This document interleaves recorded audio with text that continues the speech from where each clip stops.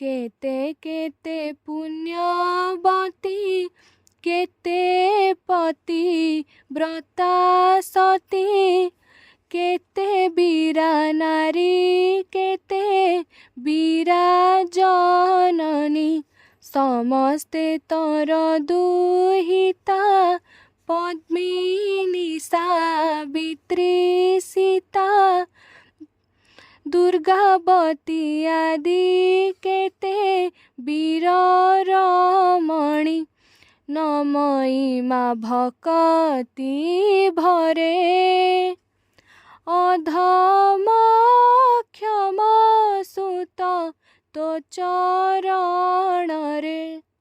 ପିଲାମାନେ ପୂର୍ବ ଅଧ୍ୟାୟରେ ଆମେ ଆଲୋଚନା କରିଥିଲେ କେତେ କେତେ ପୁଣ୍ୟବତୀ କେତେ ପତିବ୍ରତା ସତୀ କେତେ ବୀର ନାରୀ କେତେ ବୀର ଜନନୀ।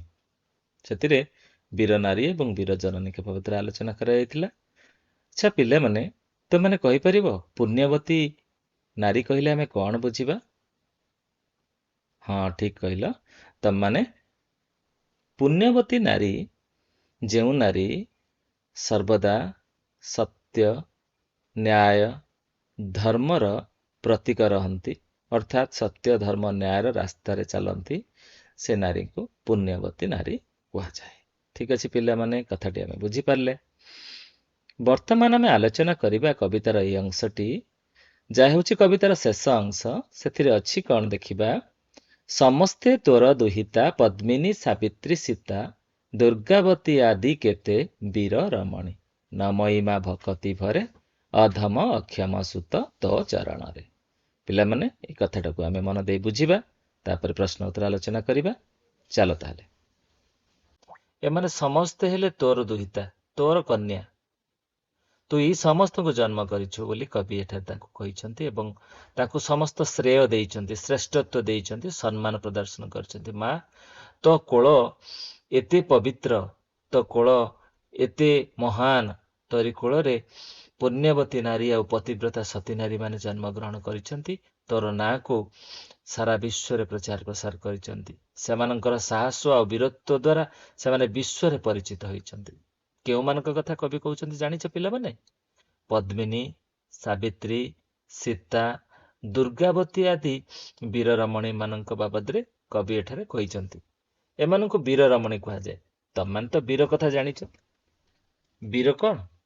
ଯେଉଁମାନେ ସାହସୀ, ବଡ଼ ଯୋଦ୍ଧା, ଯେଉଁମାନେ ଶକ୍ତିଶାଳୀ, ସେମାନଙ୍କୁ ବୀର କୁହାଯାଏ। ଆଚ୍ଛା, ଯେଉଁ ଝିଅମାନେ, ଯେଉଁ ନାରୀମାନେ, ଯେଉଁ ରମଣୀମାନେ ଏଇଭଳି ବୀର, ସାହସୀ ଏବଂ ଯୋଦ୍ଧା, ସେମାନଙ୍କୁ କ'ଣ କହିବା? ବୀର ରମଣୀ କହିବା। କବି ଏଠାରେ ଦୁର୍ଗାବତୀ, ପଦ୍ମିନୀ, ସାବିତ୍ରୀ, ସୀତା ଏଇମାନଙ୍କୁ ବୀର ରମଣୀ ପଦବାଚ୍ୟ କରିଛନ୍ତି। ଏବଂ ଅନ୍ତିମ ଚରଣରେ ସେ କହିଛନ୍ତି, ହେ ଭାରତ ମାତା, ତୋରି ପାଦ ପଦ୍ମରେ ମୁଁ ଭକ୍ତି ଭାବ ସହିତ ପ୍ରଣାମ ଜ୍ଞାପନ କରୁଛି। ଏ ଅଧମ ଅକ୍ଷମ ସୁତ, ସୁତ ଅର୍ଥ ପୁଅ, ଏ ଅଧମ ଅକ୍ଷମ ସୁତର ପ୍ରଣାମ ଗ୍ରହଣ କରିବା ହୁଅନ୍ତୁ। ତୋରି କୋଳରେ ଏତେ ପୁଣ୍ୟବତୀ ନାରୀ, ଏତେ ପତିବ୍ରତା ସତୀ ନାରୀ ଏବଂ ବୀରା ରମଣୀମାନେ ଜନ୍ମଗ୍ରହଣ କରିଛନ୍ତି। ସେମାନଙ୍କୁ ନେଇ ତୁ ଆଜି ସାରା ବିଶ୍ୱରେ ପରିଚିତ ଏବଂ ସେମାନଙ୍କର ସାହସ, ଧୈର୍ଯ୍ୟ, ବୀରତ୍ୱ ପାଇଁ ମଧ୍ୟ ସାରା ବିଶ୍ୱରେ ତୁ ପରିଚିତ। ଏ କଥା କହିଛନ୍ତି ଏବଂ ସେ ଭାରତ ମାତାକୁ ପ୍ରଣାମ ମଧ୍ୟ ଜଣାଇଛନ୍ତି। ଠିକ ଅଛି ପିଲାମାନେ, ଏଇ କଥା ସହିତ ଆମେମାନେ ଆଉ ଟିକେ ଆଲୋଚନାକୁ ଆଗକୁ ନେବା। ତମମାନେ ଜାଣିବା ମଧ୍ୟ ଦରକାର ପଦ୍ମିନୀ, ସାବିତ୍ରୀ, ସୀତା, ଦୁର୍ଗାବତୀ ଆଦି ବୀରା ରମଣୀଙ୍କ ବାବଦରେ କବି କବିତାରେ ବର୍ଣ୍ଣନା କରିଛନ୍ତି। ଆମେ ସେଇ ବୀରା ରମଣୀଙ୍କ ବିଷୟରେ ସବିଶେଷ ତଥ୍ୟ ଜାଣିବା ନିହାତି ଜରୁରୀ। ହଁ ପିଲାମାନେ, କବିତାଟିକୁ ଆହୁରି ସହଜରେ ବୁଝିବା ପାଇଁ ଆସ ଆମେ ସେଇ ବୀରା ରମଣୀଙ୍କ ବାବଦରେ କିଛି କିଛି କଥା ଜାଣିବା। ଚାଲ ତାହେଲେ। ପଦ୍ମିନୀଙ୍କର ଫଟୋ ଚିତ୍ର ଦେଖିବାକୁ ପାଉଛେ। ସେ ଜଣେ ରାଜପୁତ ରାଣୀ ଥିଲେ। ମେୱାରର ରାଜା ରତନ ସିଂଙ୍କ ପତ୍ନୀ ଥିଲେ। ସେ ଚିତ୍ତୋରଗଡ଼ ଦୁର୍ଗର ରାଣୀ ଭାବରେ ପରିଚିତ ଥିଲେ। କୁହାଯାଏ ସେ ସିଂହଳ ଦ୍ୱୀପର ରାଜକନ୍ୟା ଥିଲେ ବା ରାଜକୁମାରୀ ଥିଲେ, ଯେଉଁ ସିଂହଳ ଦ୍ୱୀପ ବର୍ତ୍ତମାନ ଶ୍ରୀଲଙ୍କା ନାମରେ ପରିଚିତ। ଠିକ ଅଛି, ସେ ସୁନ୍ଦର ଓ ବୁଦ୍ଧିମତୀ ଥିଲେ, ସାହସୀ ମଧ୍ୟ ଥିଲେ। ଆଲାଉଦ୍ଦିନ ଖିଲିଜ ଯେତେବେଳେ ଚିତ୍ତୋର ଦୁର୍ଗ ଆକ୍ରମଣ କରିଥିଲେ, ଆଲାଉଦ୍ଦିନ ଖିଲିଜ ତାଙ୍କୁ ଅପହରଣ କରିବାର ଯୋଜନା ମଧ୍ୟ ପ୍ରସ୍ତୁତ କରିଥିଲେ। ଏହା ଜାଣିବା ବେଳକୁ ସବୁ କିଛି ସମାପ୍ତି ହୋଇସାରିଥିଲା। ଯୁଦ୍ଧରେ ମେୱାର ପରାସ୍ତ ହେବା ଜାଣି ପଦ୍ମିନୀ ଅନ୍ୟ ରାଜପୁତ ନାରୀମାନଙ୍କ ସହ ଅଗ୍ନିରେ ଝାସ ଦେଇଥିଲେ। ସେ ନିଜର ସ୍ୱାଭିମାନ, ସମ୍ମାନ ଓ ମାଟିର ମହତ୍ତ୍ୱକୁ ସମ୍ମାନ ଜଣାଇ ଆଲାଉଦ୍ଦିନ ଖିଲିଜଙ୍କର ଶରଣାଗତ ନ ହୋଇ ନିଜକୁ ଅଗ୍ନିରେ ଝାସ ଦେଇ ଚିରଦିନ ପାଇଁ ଅମର ହୋଇଥିଲେ। ଆମେ ସେଇ ପଦ୍ମିନୀଙ୍କ ବାବଦରେ ଏହି କବିତାରେ ଆଲୋଚନା କଲେ। ଆଉ କବି ଏହି ପଦ୍ମିନୀଙ୍କ ବାବଦରେ କବିତାରେ ଏକ ପ୍ରସଙ୍ଗ ରଖିଛନ୍ତି। ଠିକ ଅଛି ପିଲାମାନେ, ପରବର୍ତ୍ତୀ ବୀରାରମଣୀ ଭାବରେ ସାବିତ୍ରୀଙ୍କ ବାବଦରେ କବି ବର୍ଣ୍ଣନା କରିଛନ୍ତି। ସାବିତ୍ରୀ କିଏ କହିଲେ? ତମାନେ ଜାଣିଛ, ଶୁଣିଥିବ, ସତ୍ୟବାନ ସାବିତ୍ରୀ। ଠିକ କଥା, ସତ୍ୟବାନ ସାବିତ୍ରୀ। ସେଇ ସାବିତ୍ରୀଙ୍କ ବାବଦରେ କୁହାଯାଇଛି, ସାବିତ୍ରୀ ଜଣେ ପୌରାଣିକ ଚରିତ୍ର। ତାଙ୍କର ଭକ୍ତି ଏବଂ ସାହସକୁ ଭିତ୍ତି କରି ସେ ନିଜର ମୃତ ସ୍ୱାମୀଙ୍କର ଶରୀର ଏବଂ ଆତ୍ମା ଯମଦେବଙ୍କ ପାଖରୁ ଫେରାଇ ଆଣିଥିଲେ। ତାଙ୍କର ଏହି ଭକ୍ତି ସାହସ ପାଇଁ ସେ ପୁରାଣରେ ଯୁଗେ ଯୁଗେ ପରିଚିତ ସାବିତ୍ରୀ ଭାବରେ, ମହାସତୀ ସାବିତ୍ରୀ ଭାବରେ।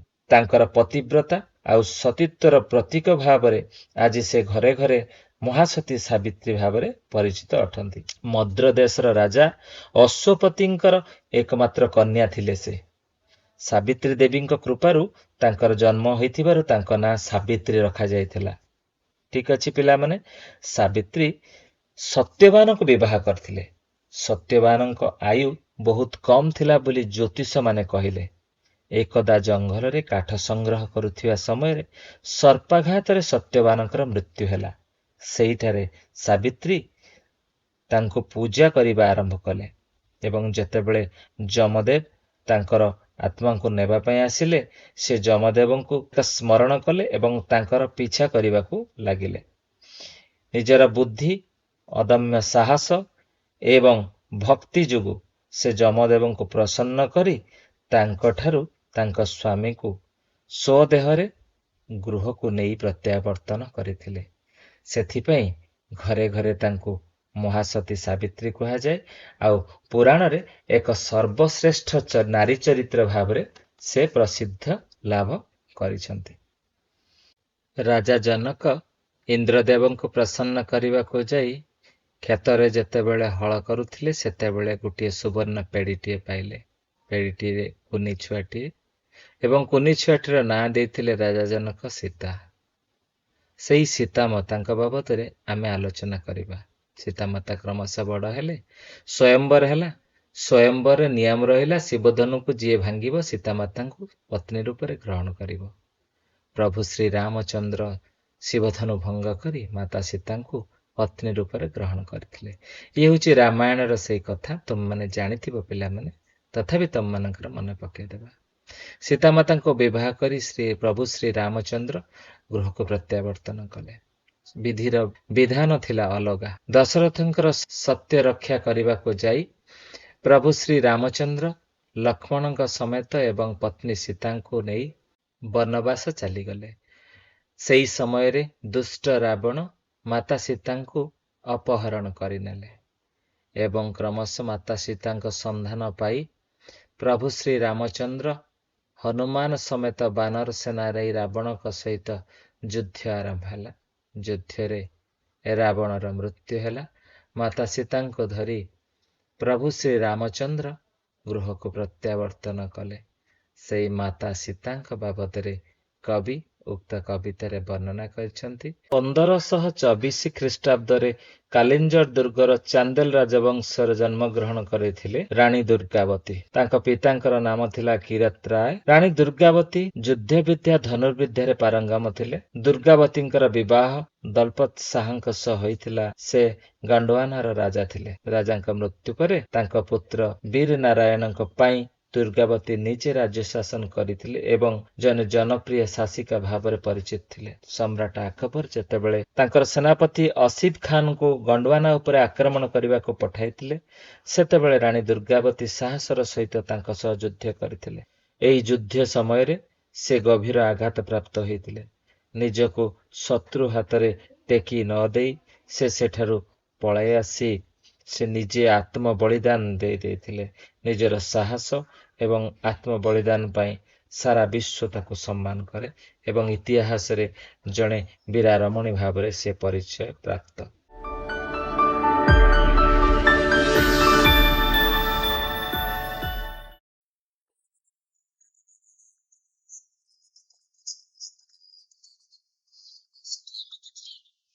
କେତେ ପୁଣ୍ୟବତୀ, କେତେ ପତିବ୍ରତା ସତୀ, କେତେ ବୀର ନାରୀ, କେତେ ବୀର ଜନନୀ, ସମସ୍ତେ ତୋର ଦୁହିତା, ପଦ୍ମିନୀ ସାବିତ୍ରୀ ସୀତା, ଦୁର୍ଗାବତୀ ଆଦି କେତେ ବୀର ରମଣୀ, ନମୟୀ ମା ଭକତି ଭରେ, ଅଧମ ଅକ୍ଷମ ସୁତ ତ ଚରଣରେ। ଏଠାରେ କବି ପୁଣ୍ୟବତୀ ନାରୀ, ପତିବ୍ରତା ସତୀ ନାରୀଙ୍କ ବାବଦରେ ବର୍ଣ୍ଣନା କରିଛନ୍ତି। ଆମେମାନେ ତ ଆଲୋଚନା କଲେ ପୁଣ୍ୟବତୀ ନାରୀ, ସାଧ୍ୱୀ ନାରୀ, ଉନ୍ନତ ଚିନ୍ତାଧାରା ସମ୍ପନ୍ନ ନାରୀମାନଙ୍କ ବାବଦରେ ଏଠାରେ କୁହାଯାଇଛି। ସେଇମାନେ ଆମର ଏଇ ଭାରତ ଭୂମିରେ ଜନ୍ମଗ୍ରହଣ କରି ଭାରତକୁ ପବିତ୍ର କରିଛନ୍ତି, ଭାରତକୁ ଧନ୍ୟ କରିଛନ୍ତି। ପତିବ୍ରତା ସତୀ, ସତୀ ନାରୀ, ପତିବ୍ରତା ନାରୀ, ନିଜ ସ୍ୱାମୀଙ୍କ ପାଖରେ ଉତ୍ସର୍ଗୀକୃତ ନାରୀମାନେ ଏହି ଭାରତ ବର୍ଷରେ ଜନ୍ମଗ୍ରହଣ କରିଛନ୍ତି। ଏହି ଭାରତ ଭୂମିରେ ଶକ୍ତିଶାଳୀ ବୀର ନାରୀମାନେ ମଧ୍ୟ ଜନ୍ମଗ୍ରହଣ କରିଛନ୍ତି, ଯେଉଁମାନେ ଯୁଦ୍ଧ କ୍ଷେତ୍ରରେ ନିଜ ଜୀବନକୁ ବାଜି ଦେଇଛନ୍ତି ଭାରତ ମାତାର ସ୍ୱାଭିମାନ ଆଉ ସମ୍ମାନର ଲଢ଼େଇରେ।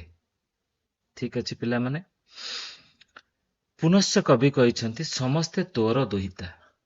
ଏ ସମସ୍ତେ ଭାରତ ମାତାର ଦୁହିତା, ଭାରତ ମାତାର କନ୍ୟା, ଯଥା ପଦ୍ମିନୀ, ସାବିତ୍ରୀ, ସୀତା, ଦୁର୍ଗାବତୀ, ଏମାନେ ସମସ୍ତେ। ପିଲାମାନେ ଆମେ ଏମାନଙ୍କ ବାବଦରେ ତ ଜାଣିଲେ। କବି ଏହି ପ୍ରସଙ୍ଗରେ ପୁଣ୍ୟବତୀ ନାରୀ, ପତିବ୍ରତା ସତୀ ନାରୀ, ବୀର ନାରୀ ଏବଂ ବୀର ଜନନୀଙ୍କୁ ପ୍ରଣାମ କରିବା ସଙ୍ଗେ ସଙ୍ଗେ ଭାରତ ମାତାକୁ ସର୍ବୋତ୍କୃଷ୍ଟ ଶ୍ରେୟ ଦେଇଛନ୍ତି ଯେ ଭାରତ ମାତାର କୋଳମଣ୍ଡନ କରି ଏଇଭଳି ନାରୀମାନେ ଭାରତବର୍ଷରେ ଜନ୍ମଗ୍ରହଣ କରିଥିଲେ। ଶେଷରେ କବି ଭାରତ ମାତାକୁ ପ୍ରଣାମ କରିଛନ୍ତି, ନିଜର ଭକ୍ତିପୂତ ପ୍ରଣାମ ଜଣାଇ କବିତାଟିକୁ ଶେଷ କରିଛନ୍ତି। ପିଲାମାନେ ଆମେ ଏ କବିତାରୁ ଏତକ କଥା ଜାଣିଲେ। କବିତାରେ ଥିବା ଭାବାର୍ଥକୁ ଭଲ ଭାବରେ ବୁଝିବା ପାଇଁ ଏବେ ଆମେ ପ୍ରଶ୍ନ ଉତ୍ତର କାର୍ଯ୍ୟକ୍ରମକୁ ଯିବା। ପିଲାମାନେ ତୁମମାନେ ପ୍ରସ୍ତୁତ ହେଇଯାଅ, ଆମେ କିଛି ପ୍ରଶ୍ନକୁ ନେଇ ଆଲୋଚନା କରିବା ଏବଂ କବିତାକୁ ଭଲ ଭାବରେ ବୁଝିବା। ଯିବା ତାହେଲେ। ପିଲାମାନେ ସ୍କ୍ରିନରେ କବିତାର ଅଂଶଟିକୁ ଆମେ ଦେଖିବା। ଏଥିରେ ଯଦି କିଛି ତ୍ରୁଟି ଅଛି ସେ ତ୍ରୁଟିକୁ ସୁଧାରିବା ପାଇଁ ଚେଷ୍ଟା କରିବା। ଠିକ ଅଛି ପିଲାମାନେ, ଏଥିରେ ଅଛି ସମସ୍ତେ ତୋର ଦୁହିତା। କଣ ଅଛି ପିଲାମାନେ ଦେଖିବା। ସମସ୍ତେ ଠିକ ଅଛି, ସମସ୍ତେ ତୋର ଅଛି। କଣ ହବ କରେକ୍ସନ? ପିଲାମାନେ କବିତାର এই ଅଂଶଟିକୁ ଆମେମାନେ ପଢିବା। ଏଥିରେ ବନାନଗତ ତ୍ରୁଟି ଯଦି ଥାଏ ତାକୁ ଚିହ୍ନଟ କରିବା ଏବଂ ସଂଶୋଧନ କରିବା। ଠିକ ଅଛି ପିଲାମାନେ, ତାହେଲେ ପ୍ରଥମେ ଆମେ ଦେଖିବା ସମସ୍ତେ ତୋର ଦୁହିତା। ଠିକ ଅଛି, ପ୍ରଥମେ ଦେଖିବା ଏଇଠି ତୋର, କଣ ଭୁଲ ଅଛି? ତୋର, କଣ ହବ? ତୋର ଦୁହିତା, ନାଇଁ କି? ପରବର୍ତ୍ତୀ ପଦରେ ଦେଖିବା ପଦ୍ମିନୀ, ସାବିତ୍ରୀ, ସୀତା। ଏହା ଠିକ ଅଛି, ନାଇଁ ପିଲାମାନେ? ହଁ, ଏହା ଠିକ ଅଛି। ତାପରେ ଦେଖିବା ଦୁର୍ଗାବତୀ ଆଦି କେତେ ବୀରା ରମଣୀ। ଏଇଠାରେ ଭୁଲ ଅଛି କି ପିଲାମାନେ? କଣ ଭୁଲ ଅଛି ମନେ ପକେଇ ଚାଲ, ଦେଖିବା ଆମେ କରିବା ଠିକ ଠାକ ତାକୁ। ତାପର ଲାଇନରେ ଅଛି ନମୟୀ ମା ଭକତି ଭରେ। ଠିକ ଅଛି, ଠିକ ଅଛି, ନାଇଁ ତ୍ରୁଟି ଅଛି? ଦେଖିଲ ତାହେଲେ। ଶେଷରେ ଅଛି ଅଧମ ଅକ୍ଷମ ସୁତା ତୋ ଚରଣରେ। ଏଠାରେ କିଛି ଭୁଲ ଅଛି କି କଣ ଦେଖିଲ? ଦେଖିବା ଠିକ କଣ। କଣ ଅଛି? ସମସ୍ତେ ତୋର ଦୁହିତା। ଦେଖିଲ, ଆମେ କଥା ହଉଥିଲେ, ଏଠାରେ ଅଛି ସମସ୍ତେ ତୋର ଦୁହିତା, ତୋର ଅଛି ସେଠାରେ। ଆଚ୍ଛା, ପଦ୍ମିନୀ, ସାବିତ୍ରୀ, ସୀତା ଲାଇନଟି ପୁରା ଠିକ ଅଛି। ଦୁର୍ଗାବତୀ ଆଦି କେତେ ବୀରା ରମଣୀ ସେଠାରେ ଅଛି। କଣ ହବ? ବୀର ରମଣୀ। ବୁଝିଗଲା? ବୀରା ହେବ ନାହିଁ। ତାପରେ ଅଛି ନମୟୀ ମା, ମା ରେ ଏଇଠି ଗୋଟେ ଏପ୍ରୋଷ୍ଟ୍ରୋଫି ଲାଗିବା କଥା, ଏପ୍ରୋଷ୍ଟ୍ରୋଫେସ୍, ସେଇଟା ଭୁଲ ଅଛି। ନମୟୀ ମା ଭକତି ଭରେ, ଠିକ ହେଇଗଲା। ଅଧମ ଅକ୍ଷମ ସୁତ, ସୁତା ନୁହେଁ, କଣ? ସୁତ ତୋ ଚରଣରେ। ସଂଶୋଧିତ ହେଇଗଲା। ଆମେ ପିଲାମାନେ କବିତାଟିକୁ ଗାଇ ନେବା। ସମସ୍ତେ ତୋର ଦୁହିତା, ପଦ୍ମିନୀ, ସାବିତ୍ରୀ, ସୀତା, ଦୁର୍ଗାବତୀ ଆଦି କେତେ ବୀର ରମଣୀ। ନମଇମା ଭକତି ଭରେ ଅଧମ ଅକ୍ଷମ ସୁତ ତୋ ଚରଣରେ। ଠିକ ଅଛି ପିଲାମାନେ, ଆମେ ଏଇ ସୂଚନାଟିକୁ ପଢିବା ପିଲାମାନେ। ଯେପରି ଭକତିକୁ ଭକ୍ତି କହିବା, ସେପରି ନିମ୍ନରେ ଥିବା ଶବ୍ଦ ଗୁଡ଼ିକ କଣ ହେବ କୁହ? ଶକତି କଣ ହେବ? ଧରମ କଣ ହେବ? କରମ କଣ ହେବ? ଜନମ କଣ ହେବ? ମରମ କଣ ହେବ? ଏବଂ ନିରିମଳ କଣ ହେବ? ଦେଖିବା ଉତ୍ତର ଗୁଡ଼ିକ କଣ ହେବ ପିଲାମାନେ। ତାହେଲେ ଶକତି ହେବ ଶକ୍ତି, ଧରମ ହେବ ଧର୍ମ, କରମ ହେବ କର୍ମ, ଜନମ ହେବ ଜନ୍ମ, ମରମ ହେବ ମର୍ମ ଏବଂ ନିରିମଳ ହେବ ନିର୍ମଳ। ବୁଝିପାରିଲେ ଆମେ ମାନେ? ପ୍ରଶ୍ନଟିରେ ସୂଚନା ଅଛି, ନିମ୍ନଲିଖିତ ପ୍ରଶ୍ନ ଗୁଡ଼ିକର ଠିକ୍ ଉତ୍ତର ପାଖରେ ଟିକ୍ ଚିହ୍ନ ଦିଅ। ଏବେ ପ୍ରଶ୍ନକୁ ଆମେ ଦେଖିବା। ପ୍ରଥମ ପ୍ରଶ୍ନ ହେଉଛି, ମୁଣ୍ଡ ଶବ୍ଦ ପାଇଁ କବିତାରେ କେଉଁ ଶବ୍ଦ ବ୍ୟବହାର କରାଯାଇଛି? ଠିକ ଅଛି, ତୁମ ପାଇଁ 4ଟି ଶବ୍ଦ ମଧ୍ୟ ଦିଆଯାଇଛି। ଦେଖ, 4ଟି ଯାକ ଶବ୍ଦକୁ ତୁମେ ଦେଖିଲ। ଚରଣ ଦିଆଯାଇଛି, ମସ୍ତକ, କୋଳ ଏବଂ କଣ୍ଠ। ଆମେ ଟିକେ ଚିତ୍ରରେ ଦେଖିଦେବା। ଏଇଠି କାହାର ଚିତ୍ର ଦେଖିବାକୁ ପାଇଲ? ଚରଣ ବା ପାଦର ଚିତ୍ର ଦେଖିବାକୁ ପାଇଲ। ଏଇଠି ମାଙ୍କର କୋଳରେ ପିଲାଟିଏ ଅଛି, ଏଠି କୋଳର ଚିତ୍ର ଦେଖିବାକୁ ପାଇଲ। ଠିକ ଅଛି, ଏଇଠି ଗୋଟିଏ କଣ ମୁଣ୍ଡର ଚିତ୍ର ଦେଖିବାକୁ ପାଇଲ। ଏଇଠି ଟିକ୍ ଚିହ୍ନ ମରାଯାଇଛି ଯେଉଁଠାରେ, ଏଇଟା ହେଉଛି କଣ୍ଠ ଦେଶ, କଣ୍ଠର ଚିତ୍ର ଦେଖିବାକୁ ପାଇଲ। ଏବଂ ଆମେ ଦେଖିବା ମୁଣ୍ଡ ଶବ୍ଦ ପାଇଁ କେଉଁ ଶବ୍ଦ ବ୍ୟବହାର କରିଛି ଆମେ ଅନୁମାନ କରି କହିପାରିବା? ଠିକ କହିଲ, ମସ୍ତକ ଶବ୍ଦ ବ୍ୟବହାର କରାଯାଇଛି। ଅତଏବ ଆମେ କଣ ବୁଝିଲେ? ମୁଣ୍ଡ ବା ମସ୍ତକ। ଏଇ ଚିତ୍ରଟି କଣ? ମୁଣ୍ଡ କହିବା ଆଉ ମସ୍ତକ ମଧ୍ୟ କହିବା। ଏଥର ତମାନେ ବୁଝିପାରିଲ ଠିକ ଭାବରେ। ଦ୍ୱିତୀୟ ପ୍ରଶ୍ନକୁ ଯିବା, ଆଲୋଚନା କରିବା। ଦ୍ୱିତୀୟ ପ୍ରଶ୍ନର ସୂଚନା ହେଉଛି, ଜନ୍ମଭୂମି କବିତାରେ ମୁଖ୍ୟତଃ କେଉଁ କଥାକୁ ବର୍ଣ୍ଣନା କରାଯାଇଛି? ତୁମକୁ 4ଟି ସମ୍ଭାବ୍ୟ କଥା ଅଛି, ସେଇଥିରୁ କେଉଁଠି ଠିକ ଉତ୍ତର ତୁମେ କହିବ। ପ୍ରଥମେ ଅଛି ହିମାଳୟର ବର୍ଣ୍ଣନା କରାଯାଇଛି। ହଁ, ହିମାଳୟର ବର୍ଣ୍ଣନା କରାଯାଇଛି, କିନ୍ତୁ ଗୋଟିଏ ସ୍ଥାନରେ କରାଯାଇଛି, ସମ୍ପୂର୍ଣ୍ଣ କବିତାରେ ବର୍ଣ୍ଣନା କରାଯାଇ ନାହିଁ। ଏହା ବୁଝିବା ଆମେ। ବୀର ରମଣୀଙ୍କ କଥା କୁହାଯାଇଛି। ହଁ, ଏହା ମଧ୍ୟ କୁହାଯାଇଛି, କିନ୍ତୁ ସାରା କବିତାରେ ନୁହେଁ, ଗୋଟିଏ ପଂକ୍ତିରେ କୁହାଯାଇଛି, 2-4 ଧାଡିରେ କୁହାଯାଇଛି। ଠିକ ଅଛି କି ନାହିଁ? ସେମିତି ଭାରତ ମାତାର ଯଶଗାନ କରାଯାଇଛି। ଏଇଟା କଣ କରାଯାଇଛି? ହଁ, କରାଯାଇଛି, ଭାରତ ମାତାର ଯଶଗାନ କରାଯାଇଛି। ଆଉ ଗୋଟିଏ କଥା ଅଛି, ମହାସାଗର ବିଷୟରେ ଧାରଣା ଦିଆଯାଇଛି। ମହାସାଗର ବିଷୟରେ ଧାରଣା କଣ ସବୁ ଜାଗାରେ ଦିଆଯାଇଛି? ଗୋଟିଏ ପଂକ୍ତିରେ 2-4 ଧାଡି ଭିତରେ ଦିଆଯାଇଛି। ତେଣୁ କଣ ଜାଣିଲେ? ଭାରତ ମାତାର ଯଶଗାନ ସମ୍ପୂର୍ଣ୍ଣ କବିତାରେ କରାଯାଇଛି। ତେଣୁ ପ୍ରଶ୍ନ ଅଛି ଜନ୍ମଭୂମି କବିତାରେ, ତାହେଲେ ସମ୍ପୂର୍ଣ୍ଣ କବିତାରେ କେଉଁ କଥା କୁହାଯାଇଛି? ହିମାଳୟ କଥା କିଛି ଅଂଶରେ, ବୀରାରମଣୀଙ୍କ କଥା କିଛି ଅଂଶରେ, ମହାସାଗର କଥା କିଛି ଅଂଶରେ କୁହାଯାଇଛି, କିନ୍ତୁ ଭାରତ ମାତାର ଯଶଗାନ ସାରା କବିତାରେ କରାଯାଇଛି। ଅତଏବ କୋଉଟା ଠିକ ଉତ୍ତର ତମେ କହିଲ? ଚିତ୍ରରେ ତମେ ସବୁ ଦେଖିନିଅ, ତାପରେ ଠିକ ଉତ୍ତର କହିବ। ଠିକ ଅଛି, କାହା ବିଷୟରେ କୁହାଯାଇଛି? ଭାରତ ମାତା ବିଷୟରେ କୁହାଯାଇଛି। ଅତଏବ କେଉଁଠି ଠିକ ଉତ୍ତର? ଭାରତ ମାତାର ଯଶଗାନ ସାରା କବିତାରେ କରାଯାଇଛି। ଠିକ ଉତ୍ତରଟି ଏଥର ତମମାନେ ସବୁ ପାଇଲ। ପରବର୍ତ୍ତୀ କଥାକୁ ଯିବା। ପିଲେ, ଭକ୍ତ କବି ମଧୁସୂଦନ ରାଓଙ୍କର ଲିଖିତ ଏହି ଦେଶାତ୍ମବୋଧ କବିତାଟି ଆମେମାନେ ପଢିଲେ। ସୌଭାଗ୍ୟର କଥା, ଏହା ଆମ ପାଠ୍ୟ ପୁସ୍ତକରେ ଅଛି। ଏହି ଦେଶାତ୍ମବୋଧକ କବିତା ଆମ ପାଇଁ ଅନେକ ଶିକ୍ଷଣୀୟ କଥାବସ୍ତୁ ଏବଂ ଦେଶଭକ୍ତିର ମନ୍ତ୍ର ରଖିଛି। ତୁମେମାନେ ଏହିପରି ଦେଶାତ୍ମବୋଧ କବିତା ସଂଗ୍ରହ କରିବ ଏବଂ ପଢିବ। ଆଜି ଆମେ କବିତାଟିକୁ ସମ୍ପୂର୍ଣ୍ଣ ସାରିଲେ, ପ୍ରଶ୍ନ ଉତ୍ତର ସହିତ ଆଲୋଚନା କଲେ। ତମେମାନେ ଆଉ ଥରେ 2 ଥର ଏହି କବିତାଟିକୁ ପଢିବ। ତୁମମାନଙ୍କୁ ଅନେକ ଅନେକ ଶୁଭେଚ୍ଛା ଓ ଧନ୍ୟବାଦ। ଖୁସିରେ ଶିଖିବା ସମସ୍ତଙ୍କର ଅଧିକାର। ନମସ୍କାର।